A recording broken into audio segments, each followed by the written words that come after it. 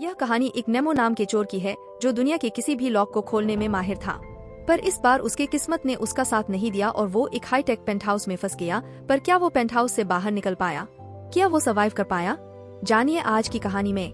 कहानी की शुरुआत नेमो नाम के एक चोर से होती है जिसे एक हेलीकॉप्टर ने न्यूयॉर्क शहर में मौजूद एक आलीशान पेंटहाउस के ऊपर छोड़ा। अंदर जाने से पहले नेमो ने अपने एक दोस्त से कोड लेकर उस पेंट हाउस के सिक्योरिटी सिस्टम को बंद कर दिया और अब उसे 7 मिनट के अंदर अंदर पेंट हाउस में मौजूद सभी पेंटिंग्स को चोरी करना था। पर उसका असली मकसद उस पेंट हाउस के अंदर मौजूद एक सेल्फ पोर्ट्रेट को चोरी करना था जिसकी कीमत करोड़ों में थी। लेकिन काफी देर तक कोशिश करने के बाद भी उसे वो पोर्ट्रेट कहीं नहीं मिला और इसीलिए उसने वहाँ से निकलने का फैसला किया। पर इस बार उसके साथी ने उसे गलत कोड बता दिया जिसे डालते ही पूरे पेंट हाउस का सिक्योरिटी अलार्म बजने लग गया और साथ ही वहाँ मौजूद सभी दरवाजे तुरंत ही बंद हो गए। अलार्म की आवाज सुनकर नीमो काफी घबरा गया और उसने शीशा तोड़कर भागने की कोशिश भी की, पर लाख कोशिशों के बाद भी वो शीशे को तोड़ नहीं पाया। आखिर में अलार्म की आवाज से परेशान होकर नीमो ने दीवार पर लगी स्क्रीन को उखाड़ दिया जिस वजह से पूरे पेंट हाउस का एसी खराब हो गया। इसके बाद नेमो वहाँ मौजूद सभी सेंसर्स और कैमरा को भी उखाड़ दिया जिसके बाद आखिरकार अलार्म बंद हो गया और अब नीमो ने मेन दरवाजे में छेद करके वहाँ से भागने का प्लान बनाया। पर इसी बीच खराब एसी की वजह से उसे बहुत ज्यादा पसीना आ रहा था और जब वो किचन में गया तो उसने देखा कि किसी भी नल में पानी तक नहीं आ रहा था। थोड़ी देर बाद उसे फ्रिज में थोड़ा बहुत खाने का सामान मिला। फ्रिज से एक ड्रिंक पीने के बाद नीमो वापस अपना काम करने के लिए आ गया, पर बढ़ती गर्मी की वजह से उसकी हालत काफी खराब हो गई थी। काफी देर तक मेहनत करने के बाद उसने देखा कि उस दरवाजे के बीच में एक मेटल शीट लगी हुई थी जिसे वो चाहकर भी नहीं काट सकता था और उस बेचारे की सारी मेहनत खराब हो गई। इसके बाद उसने वॉकी टॉकी के जरिए अपने साथी से बात करने की कोशिश की, पर सामने से कोई जवाब ही नहीं मिला। नीमो ये जानता था कि उस पेंट हाउस का मालिक लंबी छुट्टियों पर गया है और वो कुछ दिनों तक तो वापस नहीं आने वाला। इसीलिए नीमो ने अपने आप को शांत करके उस घर में रहने की आदत डालने का फैसला किया। इसके बाद उसने सबसे पहले वोडका के साथ कुछ खाना खाया और साथ ही वो टीवी देखने लग गया, पर उसके बहुत सारी इलेक्ट्रिकल चीजों को उखाड़ने की वजह से अब टीवी भी ढंग से काम नहीं कर रहा था। लेकिन चैनल्स को आगे पीछे करते हुए नीमो को उस बिल्डिंग के सिक्योरिटी कैमरा दिखाई दिए जहां देर रात होने की वजह से सिर्फ एक रिसेप्शनिस्ट दिखाई दे रहा था। अपना खाना खत्म करके नीमो आराम से बिस्तर पर सोने चला गया। अगली सुबह जैसे ही उसकी आँख खुली तो उसे पेंट हाउस के ऊपर उड़ रहे एक हेलीकॉप्टर की आवाज सुनाई दी।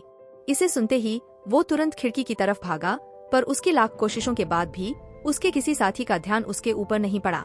धीरे धीरे गर्मी भी बढ़ती जा रही थी, इसीलिए नीमो ने लिविंग रूम में मौजूद पूल के पानी से हाथ मुंह धोकर खुद को शांत किया।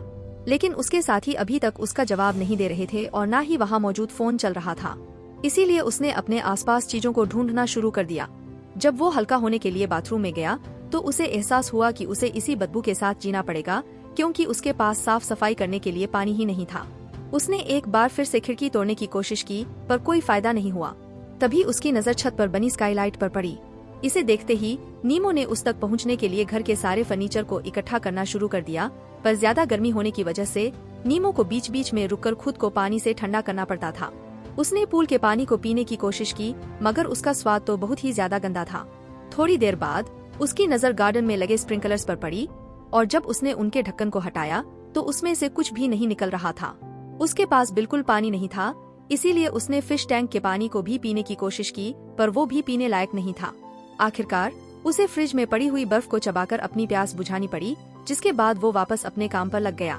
नीमो ने अलग अलग फर्नीचर को आपस में बांधकर स्काईलाइट के नीचे लगा दिया, पर जब उसने स्काईलाइट तक पहुंचने की कोशिश की तो वो अभी भी काफी दूर था। इसीलिए उसे अभी और ज्यादा काम करना था। वो अक्सर बीच बीच में आराम किया करता, जिसमें वो अपनी स्केचबुक में अलग अलग ड्राइंग्स बनाकर सिक्योरिटी कैमरा को देखकर अपना समय बिताता। एक दिन ऐसे ही सिक्योरिटी कैमरा को देखते हुए उसकी नजर जैस्मीन नाम की एक काम वाली पर पड़ी जो नेमो को काफी ज्यादा प्यारी लगी। कुछ दिनों बाद फ्रिज में मौजूद सारा खाना खत्म हो गया और इसीलिए अब नीमो कैन फूड खाने पर मजबूर था, जिसे खोलने के लिए उसे चाकू का इस्तेमाल करना पड़ा। कैन को खोलते हुए उसके हाथ पर चाकू से चोट लग गई, जिसे साफ करने के लिए नेमो ने पूल के पानी का इस्तेमाल किया और फिर अपनी चोट पर अपनी टी शर्ट को बांध लिया। कई बार तो गर्मी इतनी ज्यादा बढ़ जाती थी कि नीमो को अपना मुंह फ्रिज में रखना पड़ता था। एक दिन उसने फर्नीचर की मदद से एक बंद दरवाजे को खोला और असल में ये दरवाजा एक पेंट्री का था जिसमें थोड़ा बहुत खाने का सामान पड़ा हुआ था। तभी अचानक से उसे एक आवाज सुनाई दी और जब वो गार्डन के पास पहुंचा तो उसने देखा कि स्प्रिंकलर्स में से पानी निकल रहा था। इसे देखकर नीमो बहुत ज्यादा खुश हुआ और उसने सबसे पहले पेट भर के पानी पिया और फिर उस गार्डन में ही लेट गया। दूसरी तरफ नीमो लगातार स्काईलाइट तक पहुंचने की कोशिश में लगा हुआ था। उसने घर का पूरा सामान इस्तेमाल कर लिया था, जिसके बाद वो आखिरकार वहां तक पहुंच ही गया। उसने देखा कि वो स्काईलाइट छत के साथ चिपकी हुई थी और अब उसे किसी तरह उसे खोलने का रास्ता ढूंढना था। अब तक नीमो ने बोर होकर कैमरा में दिख रहे लोगों का स्केच बनाना शुरू कर दिया था और इसमें जैस्मीन उसकी पसंदीदा थी। एक दिन जैस्मीन को उसी पेंटहाउस के बाहर सफाई करने का काम मिला। इसे कैमरा में देखते ही नीमो मदद मांगने के लिए दरवाजे की तरफ भागा, लेकिन बदकिस्मती से जैस्मीन ने ईयरफोन्स लगाए हुए थे, जिस वजह से वो उसकी आवाज नहीं सुन सकी। जैस्मीन के जाने के बाद नीमो ने देखा कि अब एसी अपनी उल्टा काम कर रहा था और अब धीरे धीरे घर का तापमान गिरता जा रहा था। नीमो के अगले कुछ दिन ऐसे ही बीत गए और अब उसने पानी का जुगाड़ स्प्रिंकलर से कर लिया था। वो अक्सर अपने आप को काम में उलझा कर रखता था, पर फिर भी धीरे धीरे उसका दिमाग खराब हो रहा था। एक दिन तो वो फ्रिज खोलकर उसमें बज रही धुन पर नाचने लग गया, जिसके बाद उसने अपनी आखिरी दारू की बोतल को पूल में बैठकर राजा की तरह पिया। अगली सुबह नीमो ने एक बोतल तोड़कर अपने लिए एक खास चश्मा बनाया, जिसकी मदद से वो स्काईलाइट के फ्रेम को निकालने लग गया। पर वहीं दूसरी तरफ उसकी जिंदगी दिन पर दिन मुश्किल होती जा रही थी और बिना आग के वो आधी चीजों को पका भी नहीं सकता था। इसीलिए उसे उन चीजों को पानी में भिगोकर खाना पड़ता था। अब तक अकेलेपन से उसका दिमाग इतना फिर चुका था कि वो खुद से बातें करने लग गया। कैमरा की फुटेज देखना भी उसका रोज का काम था और अब तक वो सभी लोगों के नाम और शेड्यूल्स को अच्छे से समझ गया था। स्काईलाइट पर काम करते हुए उसे पता चला कि सीमेंट के नीचे काफी मोटे नट्स लगे हुए थे और अब उसके सामने उन नट्स को खोलने की समस्या थी। कुछ समय बाद वो स्काईलाइट फ्रेम को निकाल चुका था, पर वो नट्स अभी भी उसके रास्ते का कांटा बने हुए थे। उसकी दिमागी हालत इतनी ज्यादा खराब हो चुकी थी कि वह अक्सर कबूतरों से बात करके उनसे मदद मांगने की कोशिश करता और अब वो अपने आप को कुछ ज्यादा ही अकेला महसूस करने लगा था।